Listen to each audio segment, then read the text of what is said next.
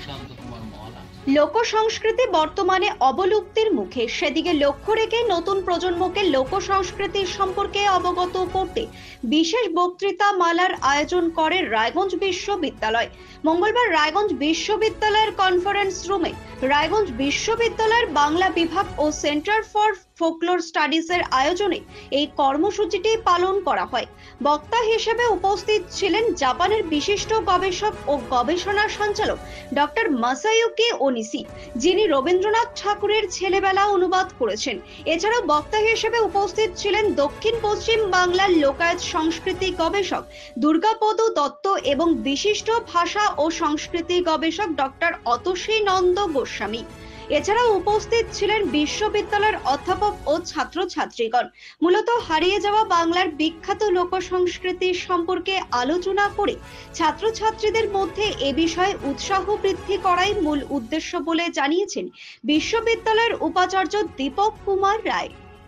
Modi sir, আজকে বাংলা বিভাগে সেমিনারের একটা আয়োজন করা হয়েছে লোক সংস্কৃতির উপরে, যে লোক সংস্কৃতি, গান, তার কালচার, এবং জাপান থেকে যিনি এসছেন তিনি ছাড়াও আরো 3 জন বিশিষ্ট ব্যক্তিত্ব এসছেন। কি বলবেন এই ব্যাপারে? আসলে আজকের আলোচনা সভাটা হচ্ছে একটা বিশেষ বক্তৃতামালা।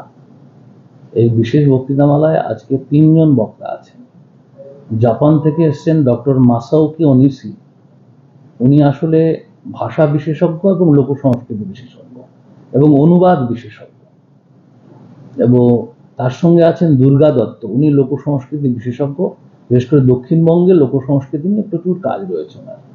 আর তৃতীয়ত হচ্ছে অতসী নন্দ গোস্বামী, উনি ভাষা লোক সংস্কৃতি নিয়ে কাজ করেন। এই 3 জন মানুষ এসছেন। তার সঙ্গে বঙ্গরত্ন দীনেশ রায় এসছেন এবং আমাদের বিভাগীয় অধ্যাপকরা আছেন।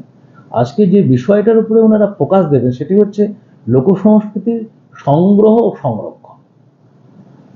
মাসাওকি ওনিশি আসলে 1976 সন থেকে এই উত্তরবঙ্গের উপরে কাজ করে যাচ্ছেন। প্রচুর গান সংগ্রহ করেছেন, দক্ষিণ পূর্ব এশিয়ার ল্যাঙ্গুয়েজ অ্যাটলাস তৈরি করেছেন। তার সঙ্গে বাংলা সাহিত্যের বেশ কিছু টেক্সট তিনি অনুবাদ করেছেন, বিশেষ করে মহাশ্বেতা দেবীর উপন্যাস, তারাশঙ্করের তারিণী মাঝি গল্প অনুবাদ করেছেন জাপানিতে, এবং রবীন্দ্রনাথের ছেলেবেলা তিনি অনুবাদ করেছেন। এবং এই অনুবাদ কর্মের মধ্য দিয়ে দীর্ঘকাল ধরে বাংলার সংস্কৃতির সঙ্গে জাপানের একটা যে সম্পর্ক, সেই সম্পর্ক স্থাপনের চেষ্টা করেছেন। এবং তিনি নিজেও পশ্চিমবঙ্গে এসে বাংলা শিখেছেন। তার মাতৃভাষা জাপানি, তিনি ইংরেজিতেও মাস্টার ডিগ্রি করেছেন এবং তারপরে বাংলা শিখেছেন, বাংলাতেও তার ডিগ্রি রয়েছে। এই মানুষটির মধ্য দিয়ে বাংলার সংস্কৃতি, বাংলার রবীন্দ্রনাথ সম্পর্কিত যে সাংস্কৃতিক প্রবাহ, যে আমাদের ঐতিহ্য, সেই ঐতিহ্যকে তিনি বিশ্বের দরবারে পৌঁছে দেওয়ার চেষ্টা করছেন। এবং আজকে তিনি আমাদের রায়গঞ্জ বিশ্ববিদ্যালয়ে এসছেন এই অঞ্চল সার্ভে প্লাস একটা ছাত্রছাত্রী গবেষকদের জন্য একটা বিশেষ বক্তৃতা। কারণ লোক সংস্কৃতি আমরা সবাই সংগ্রহ করি এবং সংগ্রহ করার পরে সেই লোক সংস্কৃতি উপাদানগুলোকে কিভাবে ডিজিটালাইজড করে আজকের দিনে আমরা সংরক্ষণ করতে পারি এই ইলেকট্রনিক মিডিয়ার যুগে, সেটা একটা বড় ব্যাপার। আমরা অনেক সময় গান সংগ্রহ করি, মোবাইল, ফেসবুক, ইউটিউবে অনেক গান থাকে, কিন্তু সেগুলো আমরা ঠিকঠাকভাবে অনেক সময় সংগ্রহ করতে পারি না, প্রিজার্ভও করতে পারি না। এই সংরক্ষণের বিষয়ে আমার মনে হয় আমরা অনেকটা পিছিয়ে আছি। অথচ বাইরের দেশগুলোতে সংরক্ষণ নিয়ে তিনি 1976 যে গানগুলি সংগ্রহ করেছেন সেগুলো ডিজিটালাইজড ফর্মে কিন্তু এখনো তার কাছে রয়েছে। এবং সেই গানগুলির মধ্য দিয়ে তিনি সংরক্ষণ প্রক্রিয়া কিভাবে করেছেন, কিভাবে এগুলো নিয়ে ভবিষ্যতে কাজ করা যেতে পারে এবং কিভাবে গবেষকদের উদ্বুদ্ধ করা যেতে পারে, সে নিয়ে বিস্তারিত আলোচনা করবেন। স্যার, আপনিও একজন লোক সংস্কৃতি, দীর্ঘদিন থেকে আপনি এই লোক সংস্কৃতির চর্চার ভিতরে রয়েছেন এবং বিভিন্ন থিসিস আপনি লিখেছেন। সেই জায়গায় থেকে আজকে আমরা যেটা সবচেয়ে বড় অনুভব করি যে খন গান, গম্ভীরা গান অবলুপ্তির পথে, সেই জায়গায় কি বলবেন যে এদেরকে কিভাবে সংরক্ষণ করা যায়? এদেরকে সংরক্ষণ করতে গেলে প্রথমত যে পুরনো, আপনারা সকলেই জানেন একসময় রায়গঞ্জ কলেজ ছিল, সেই রায়গঞ্জ কলেজে একসময় অধ্যাপনা করেছেন শিশির মজুমদার এবং তিনি খন গান সংগ্রহ করেছিলেন। তার লোকনাট্যের একটি বইও রয়েছে, উত্তরবঙ্গের লোকনাট্য, এবং বড় পরিসরে আছে উত্তর দিনাজপুর, দক্ষিণ দিনাজপুরের লোকনাট্যের পরিসর। এবং এই লোকনাট্যগুলোকে আমরা যেভাবে সেই সময় সংগ্রহ করেছি, আমিও শিশুবাবুর সঙ্গে কাজ করেছিলাম, আমরা খাতায় লিখে নিতাম। সাধারণত লোকনাট্য কিন্তু লিখিত আকারে থাকে না, মুখে মুখে সেগুলো প্রচারিত প্রসারিত।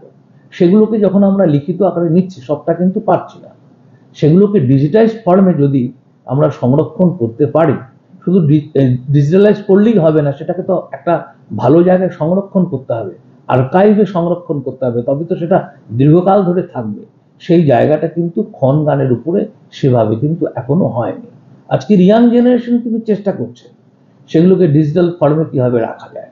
আজকে ইলেকট্রনিক মিডিয়ার এত ডেভেলপমেন্টের ফলে আমরা কিন্তু সেগুলো চেষ্টা করছি। আমাদের খন একটা উত্তর দিনাজপুর, দক্ষিণ দিনাজপুরের একটা আইডেন্টিটি, সেইটাকে যদি আমরা প্রিজার্ভ করতে পারি, পরবর্তীকালে আমাদের গবেষক ছাত্রছাত্রীরা এই প্রিজার্ভেশন নিয়ে, সংগ্রহ নিয়ে আরো নতুনভাবে যদি তাদের উদ্ভাবনী প্রক্রিয়াকে যদি কাজে লাগায়, তবে আমার মনে হয় আরো বেশি সার্থকতা লাভ করবে। কাজ করছি ফিল্ডে, আমরা কিন্তু বরাবর, আমি মনে করি আমরা ছাত্র, এই ফিল্ডে আমরা কিন্তু ছাত্র, আমরা শিক্ষক নই। সুতরাং একজন ছাত্র হিসাবে, একজন গবেষক হিসাবে সে অনুসন্ধিৎসা যদি পরবর্তী প্রজন্মের মধ্যে তৈরি হয়, তাহলে কি হবে? আমার খন বেঁচে থাকবে, গম্ভীরা বেঁচে থাকবে, পালাটিয়া বেঁচে থাকবে, কুষাণ বেঁচে থাকবে, বেঁচে থাকবে আমার বৃহত্তর বাংলার সাংস্কৃতিক অঙ্গন। ব্যুরো রিপোর্ট, নিউজ বৃত্তান্ত। Wait.